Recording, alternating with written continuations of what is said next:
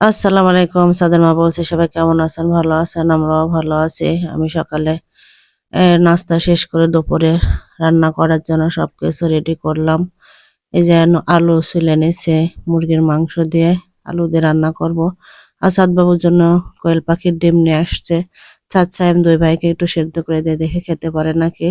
আমি দেবো আবার কোয়েল পাখির ডিম গুলো আমি নতুন আলু দিয়ে একটু ভুনা করব। এই যে আমি অলরেডি রান্না শুরু করে দিছি, কারণ সময় এখন শীতের বেলা একটু সময় পাওয়া যায় না। কখন কখন সময় চলে যায় বোঝাই যায় না। আমি দুইটা চুলা দিছি, এদিক আমি গ্যাসে মুরগির মাংস বসাই দিছি নতুন আলু দিয়ে, আর কারেন্টের চুলাই দিছি আমি কোয়েল পাখির ডিম। তাড়াহুড়া করছে কারণ সাদবাবুর গোসলের সময় হয়ে যাবে, কারণ ও ছোট মানুষ, ওকে ঠিক টাইমে গোসল করাইতে হবে।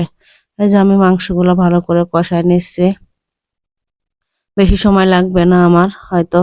এই যে প্রায় হয়ে গেছে, ডিমগুলো আমার রান্না শেষের দিক হয়ে গেছে, আর একটুখানি হয়ে গেলেই তাই আমি ডিমগুলা নামাই ফেলবো।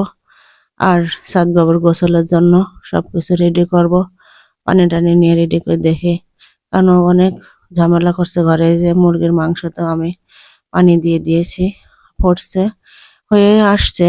আর মশলা টশলা আমি কোনো কিছু দেখাইলাম না, আর সময় করতে পারিনি আসলে। সব এত তাড়াহুড়ার মধ্যে সবকিছু ধরাও, ভিডিওতে তোলাও সম্ভব না, এই জন্য আর দেখতে পারিনি। সাথে আমি একটু ধনেপাতা দিয়ে মসুরের ডাল করে নিলাম। আমার রান্না সবগুলো হয়ে গেছে।